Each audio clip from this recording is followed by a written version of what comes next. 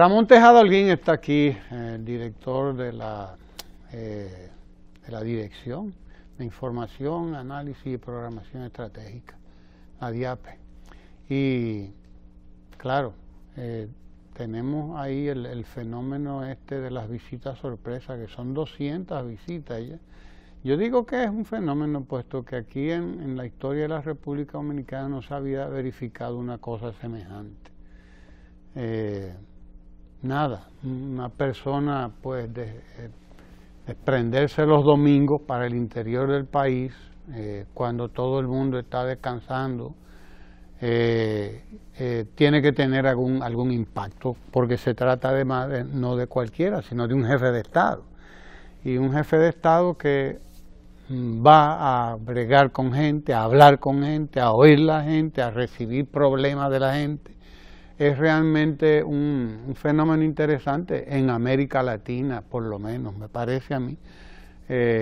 Diga usted, que sabe de estas cosas y que es sociólogo y todo eso. Usted que sabe de mondongo, sí, desenrede esta tripa. Mira, efectivamente es un hecho pionero en República Dominicana. Y ya que estamos, bueno, ya sobrepasamos la visita 200, estamos por la 201. Sí.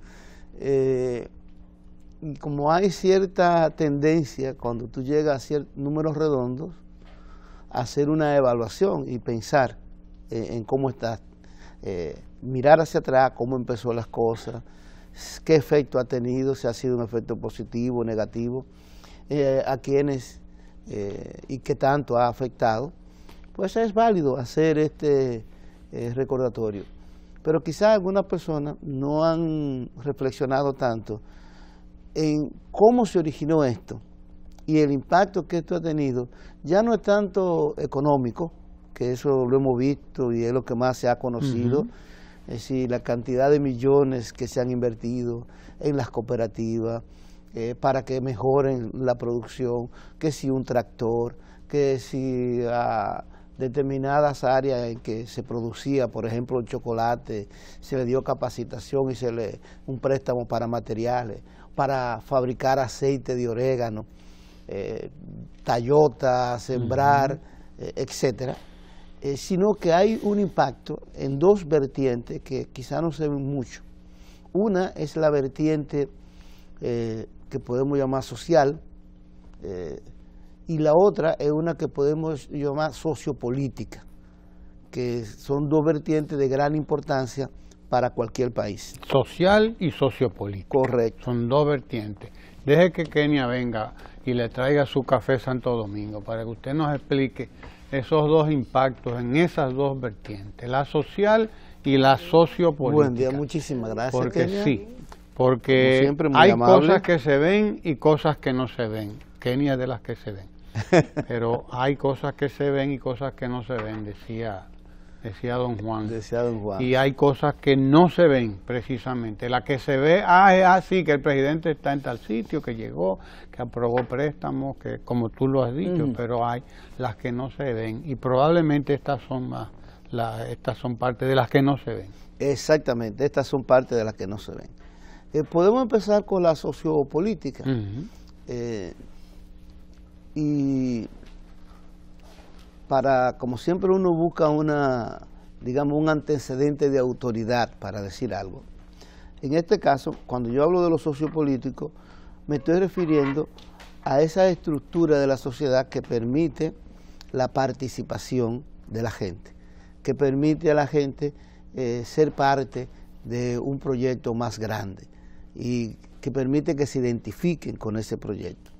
Pero además de eso, que permite que haya un mayor nivel, alguna gente llama eso de gobernabilidad, es decir, la capacidad de que las personas se sientan bien con su gobierno, pero no con el gobierno en sí, sino con el Estado, que entiendan y comprendan que está el Estado de alguna manera trabajando para ellos, y ellos también contribuyan en ese trabajo. Porque a veces cuando se habla de gobernabilidad, la gente cree que gobernabilidad es la capacidad que tiene un gobierno, bajo la redundancia, aunque no hay, de gobernar. Pues parece un juego de palabras, pero es la idea de lo que la gente quiere. Y si cuando se habla de gobernabilidad dicen, no, eso significa que el gobierno puede gobernar o que el Poder Ejecutivo tiene capacidad de dominar la sociedad. Y no es así. La gobernabilidad es tanto lo que podemos llamar un atributo del Estado, es decir, la capacidad del Estado de responder a las demandas de la ciudadanía. Fíjate que ya es otra vertiente, capacidad de responder a la demanda de la ciudadanía, pero también la misma ciudadanía tiene y debe tener el atributo de la gobernabilidad, en tanto que debe comprender las capacidades que tiene el Estado precisamente de responder esa demanda y participar en ese tenor. Un exceso de demanda causa problemas de gobernabilidad, pero el no responder a la demanda causa problemas de gobernabilidad. Otro elemento que tiene la gobernabilidad es que la gente se sienta que el gobierno trabaja para ellos. De ese plano sería un elemento simbólico. Entonces aquí venimos con el aspecto sociopolítico al que yo me refería. Hasta el 2012, para un ciudadano común y sobre todo un ciudadano rural, la presidencia de la República era algo que estaba por encima de todo, difícil de alcanzar. Era algo lo que la mayoría del dominicano pensaba que nunca en su vida se iba a poder encontrar con un presidente y expresarles cuáles eran sus necesidades y cuáles eran las expectativas que tenía frente a él. Pero el presidente en este caso como símbolo del Poder Ejecutivo. Si tú recuerdas, antes del 2012, llegábamos nosotros a los niveles de que todos los presidentes anteriores iban con la silla. Había todo un equipo que llevaba la silla presidencial.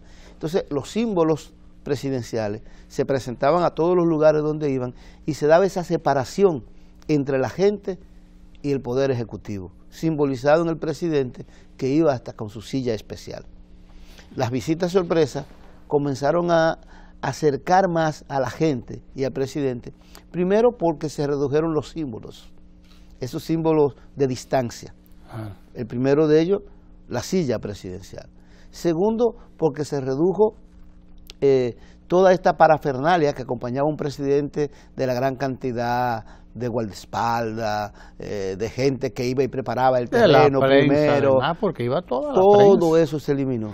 Y tercero, porque el presidente se sentaba con la gente, a veces en un círculo, a veces en un elemento que se hacía más cercano, en donde como un igual, como dirían, como decían hace un par de siglos, como el más igual entre los iguales, junto con la persona a escuchar su problema, y no había cortapisa de ningún tipo, y no hay, porque eso se sigue haciendo. Entonces, ese elemento contribuye grandemente a la gobernabilidad del país, porque contribuye a ver un poder ejecutivo que tiene ciertas capacidades, que es el que decide sobre las inversiones, que está decidiendo en función de las demandas de la gente que está visitando, que la está comprendiendo. Ese ahí es el aspecto sociopolítico. Tú me preguntarás, bueno, pero ¿y dónde están las evidencias de que eso es así? El PNUD, el Proyecto de las Naciones Unidas para el Desarrollo, que normalmente es el que dirige todo el sistema de Naciones Unidas en cada país que va, realizó una investigación dándole seguimiento más o menos durante un año a unos 50 o 60 proyectos. Y el PNUD encontró esto que yo te acabo de decir como uno de los elementos más importantes, la contribución que hacen las visitas sorpresa a la gobernabilidad en República Dominicana. La contribución sociológica va mucho más allá todavía, porque creo que impacta en un fenómeno que fue dramático en la República Dominicana en algún momento, que es el de la migración del campo hacia la ciudad. Bueno, la contribución sociológica tiene, a su vez, se subdivide en varios aspectos. Ya que tú mencionaste ese es uno de los aspectos más importantes. Si tú te das cuenta, la producción, en el mundo rural era el nivel donde había mayores niveles de pobreza en República Dominicana, pero también el mundo rural estaba en franco, digamos, deshabitación. La gente se iba retirando del mundo rural, abandonándolo para ir al mundo urbano. Y pequeñas empresas que tenían ciertas capacidades, pues no tenían posibilidades en el mundo. Y donde no hay gente, no hay negocio de ningún tipo y no hay posibilidad de desarrollo. Que inclusive se le estaba dejando en alguna medida muchas de las producciones y de las actividades económicas del mundo rural a grandes corporaciones y a grandes terratenientes. Los pequeños estaban o prácticamente quebrándose o teniendo que retirarse hacia la ciudad.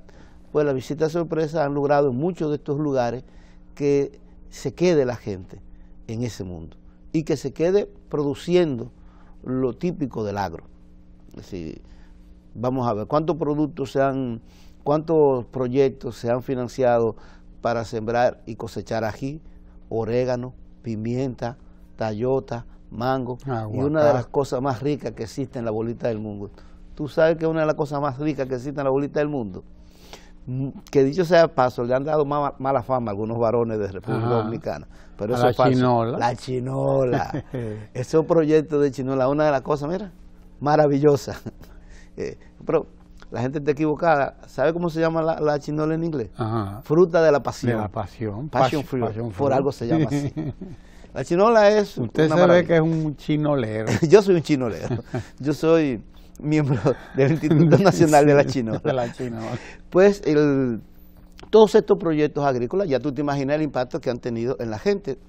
Y muchos de ellos, bueno, se han conectado, algunos de estos proyectos, con la industria, que son entonces proyectos agroindustriales. Por ejemplo, un ejemplo que yo sé que un día la gente va a decir, oye, pero tú siempre mencionas a esa gente, pero es que para mí es el ejemplo de todo, que es Chocal, las mujeres de Altamira, que producen del cacao, lo convierten en chocolate. Pero también tú tienes, por ejemplo, que hay unos proyectos que se han financiado de gente que produce orégano, aceite de orégano, un potecito así, que cuesta un dineral para producirlo, y que ya lo exportan hacia otros países.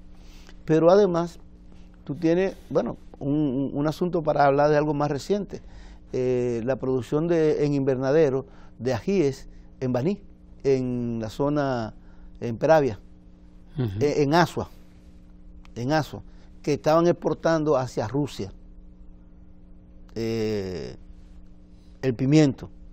Pimiento morrón producido en invernadero gracias a proyectos de la visita sorpresa. Entonces, bueno, ese es un efecto, como te decía, de lo social. Pero hay otro efecto en lo social, más intangible, y que la gente no logra captarlo porque ciertos sectores políticos y por intereses políticos lo han querido confundir. ¿A qué me refiero? Déjame hacer un paréntesis para poder entrar a cuál es este beneficio. El paréntesis es para explicar lo que es el clientelismo. La gente habla mucho del clientelismo político y algunos han dicho, las visitas sorpresas son clientelismo. Sí. Bueno, ¿qué es el clientelismo político en las ciencias sociales y en la ciencia política? El clientelismo, dicho de la manera más sencilla, es el intercambio de apoyo político por favores. Un favor que quizás tú no tienes ni la capacidad de recibirlo, por ejemplo, un empleo que tú no tienes ningún tipo de experiencia para poder ocupar, pero se te da por el apoyo político que ha dado. O puede ser en especie, o inclusive puede ser las relaciones que se establecen para que tú puedas ir a un hospital en mejores condiciones que los demás, a una escuela, etcétera, etcétera. Ese es el clientelismo. Intercambio de apoyo por favores políticos. Si tú te das cuenta, para que el clientelismo sea efectivo y si hay ese intercambio de apoyo por favor político, tiene que haber un nivel de solidaridad y de credibilidad, porque yo no te voy a apoyar si yo no creo que tú me vas a... Entonces, muchas veces, por ese tipo de mecanismo que existe, la gente confunde clientelismo con lealtad, con solidaridad y con otros que son valores, que no tienen la característica del clientelismo. Pero también a la inversa, a veces tú confundes lo que es solidaridad, lo que es credibilidad, lo que es pensar en el otro como si fuera clientelismo. ¿Cuál es el secreto para tú saber y distinguir claramente la lealtad, la solidaridad del clientelismo? El secreto es simple y llanamente si hay o no de por medio un intercambio de favores no necesariamente merecidos, si favores ganados en el ámbito de lo político. Entonces cambiamos el cassette y vamos a describir ahora la visita sorpresa y usted me va a decir si usted cree que eso es clientelismo. Una de las primeras cosas que hace el presidente cuando va es que establece con claridad que no hay regalos. Por lo tanto, claro, espérate un momento, no te estoy regalando nada. Nada. Yo te voy a prestar, pero tú vas a tener que devolver ese dinero, porque con el dinero que tú me devuelvas yo voy a seguir prestando. Entonces ya ahí tú dices, como que no se me está pareciendo mucho al clientelismo. Pero además, yo te voy a prestar y no es para tú suplir necesidades individuales tuyas, no es para tú resolver un problema tuyo. Nunca se le ha prestado a una persona, a un dirigente de un partido o a nada de eso. ¿A quiénes se le presta? A una cooperativa, en donde quienes se hacen los responsables, toda la cooperativa, e incluso dice el presidente en muchas ocasiones a muchas asociaciones y a muchas cooperativas que hay algunos que no le ha prestado, dicho ese paso, porque no cumplen con los requisitos. Porque hay digamos, de todo, se evalúa muy bien esto antes de tú hacer un préstamo que tú crees que lo vas a perder. El presidente llegó ahí a visita sorpresa, en donde le dijo a la gente, saben que lo que ustedes me están pidiendo, ustedes son muy pocos, y si yo les presto el dinero no van a tener una producción para poder pagar y recibir beneficios. Así que yo voy a volver, pero primero que nada, júntense más gente y busquen ustedes más personas que participen de esto. Mientras más personas, más tierra, y entonces mayor producción, y entonces sí puede ser rentable lo que ustedes están pidiendo. Pero si no es rentable, no se le pide. Entonces, el otro elemento, el factor político intervenía ahí para entregar el favor político a través de un partido. No, los partidos no tienen nada que ver con esto.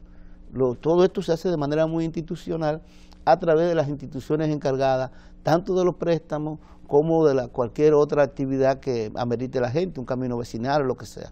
¿Quiénes acompañan al presidente? El administrativo, porque es el que tiene la parte que le corresponde a la presidencia de la República. El FEDA, el Fondo de Desarrollo Agropecuario, porque es el que tiene que ver con préstamos también, y si valorar exactamente los proyectos. El Banco Agrícola, su nombre lo indica, Banco Agrícola, no hay mucho que decir ahí. El IAD. El IAD, e inclusive se crearon instituciones para funcionar con esto, como Agrodosa, un seguro agroempresarial que aquí no existía. El agro nunca podría tener un seguro, y hay un seguro que existe, hecho al calor del todo el desarrollo del mundo rural. Pero, ¿qué crea esto? Esto crea un elemento que no crea el clientelismo.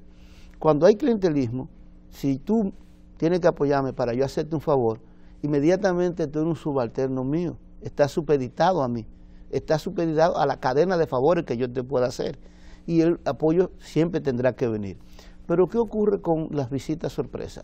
La visita sorpresa, al estimular la propia actividad de la gente, la propia iniciativa de la gente, hacer un préstamo que la gente puede desarrollar la idea que tiene, la cooperativa, la asociación, se independiza, se va independizando de la ayuda estatal, porque mientras más produce, paga su deuda, puede conseguir préstamos donde sea, y a veces hasta ni necesita el préstamo, o puede producir tanto que ya sea una industria que pueda trabajar con los circuitos normales. Entonces ahí no se está desarrollando el clientelismo, ahí se está desarrollando otra cosa, solidaridad, credibilidad, lealtad entre la gente.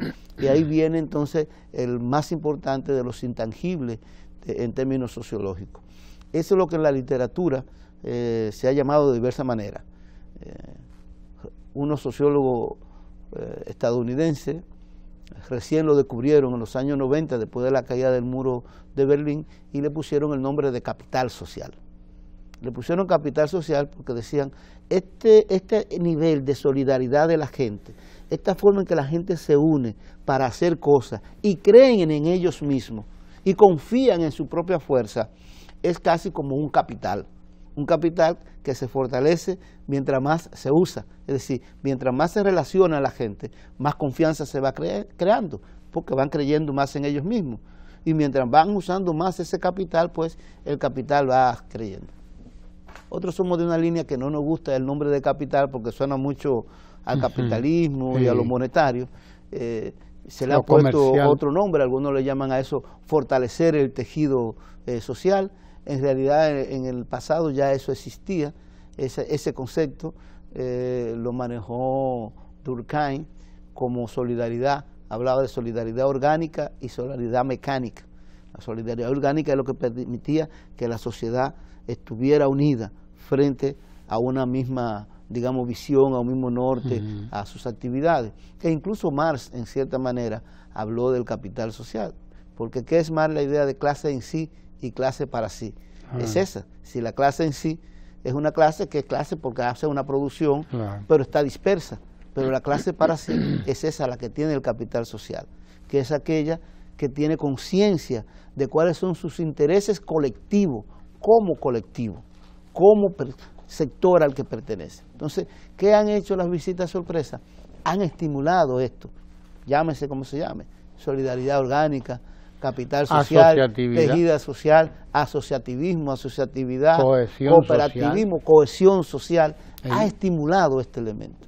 Porque ha hecho que la gente en el campo, en una sociedad que tiene muchos visos de individualista, como la República Dominicana, a través de estas visitas y estos mecanismos de préstamo, se unan y trabajen juntos y vean la ventaja del trabajo colectivo.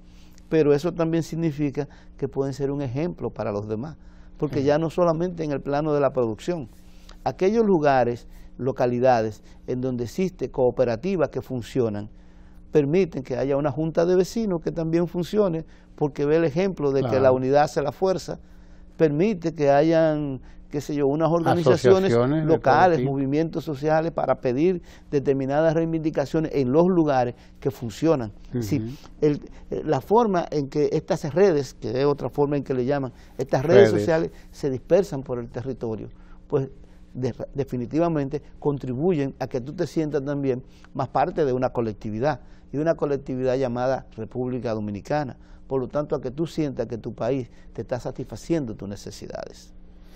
Quiere decir que todo esto tiende a superar un problema que usted señaló también y que usted ha tratado en otros momentos y que señaló Emile Durkheim también, el de la anomia social. El de la anomia social. Sí. También se trabaja a ese nivel y permite que superemos ese fenómeno, que es un fenómeno de dispersión de la gente, social, de no pertenencia. Y porque está muy relacionado, la anomia social, que alguna gente confunde la anomia en términos psicológicos con lo que es sociológico. La anomia, lo que está relacionado es cuando la sociedad te crea unas expectativas. La sociedad te dice, mira, tú puedes generar recursos, tú puedes comprarte tu casa, tu carro, tu etcétera, y de repente tú dices, qué bien, me lo voy a comprar, todo es fácil, ¿qué tengo que hacer? Trabaja, pero cuando tú trabajas de repente dices, pero no consigo a través del trabajo. Claro. ¿Qué hace la gente? Busca vías no institucionales, busca las vías que no son institucionales para conseguir las expectativas que te ha creado la sociedad. Y en efecto, el tipo de ayuda que se da, el tipo de préstamo y de acompañamiento que se le da a la gente en la visita sorpresa, pues reduce las posibilidades de que se profundice la anomia social. Y después, claro que sí. Hay un detalle que también es importante y que es parte de lo que no se ve en todo eso, y es esa construcción de conocimiento que hay. Hay un know-how, como dicen también, que se construye en esta relación, en este hacer las cosas, que permite que la gente pueda comprender qué es un proyecto ahora, pero un proyecto bien formulado, porque el proyecto llega y te dicen, sí, pero eso está mal formulado, espérate, eso hay que formularlo de otra manera, para garantizar que tenga éxito. Entonces, en ese trajín también la gente va aprendiendo a cómo voy a administrar para que poder pagar, porque tengo que pagar, esto no es un regalo. Mira,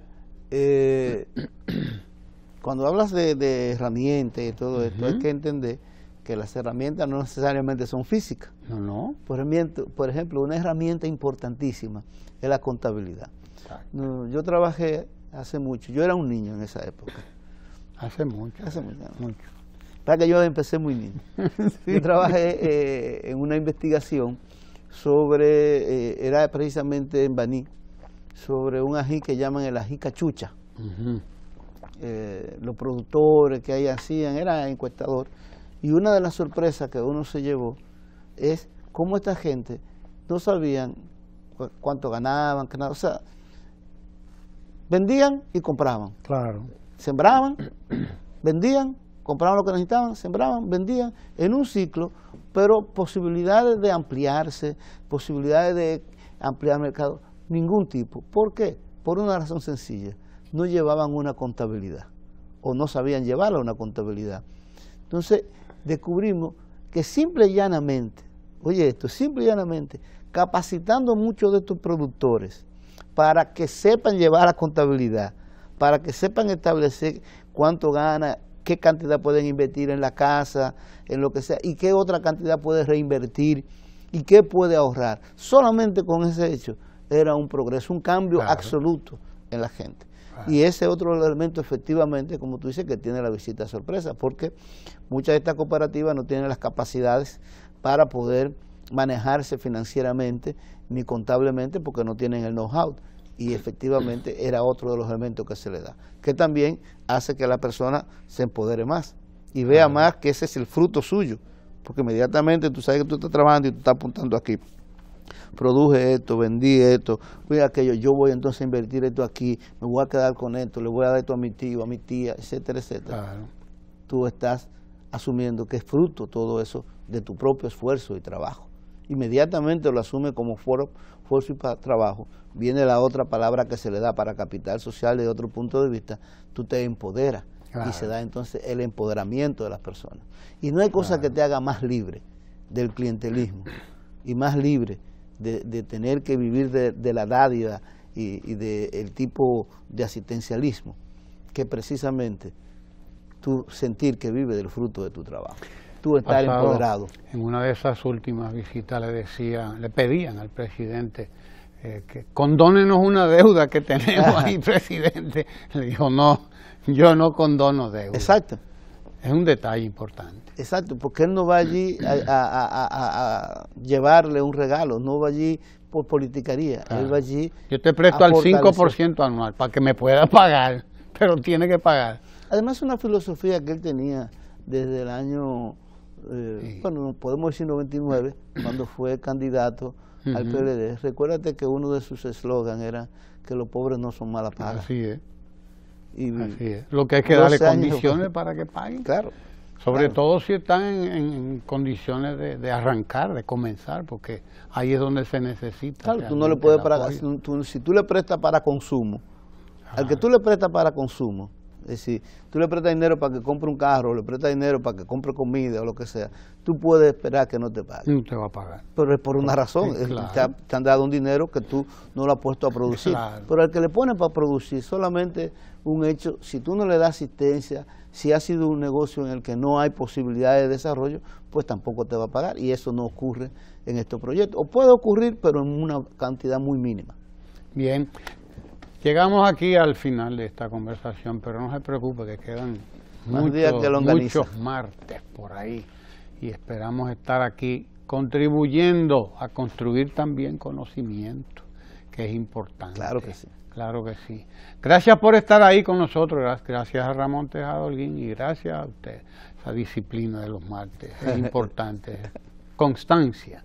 Sí, señor, eso es lo que produce efecto. No se mueva de ahí porque tenemos mucho más contenido aquí en, ojalá, en el 4RD. No se mueva de ahí.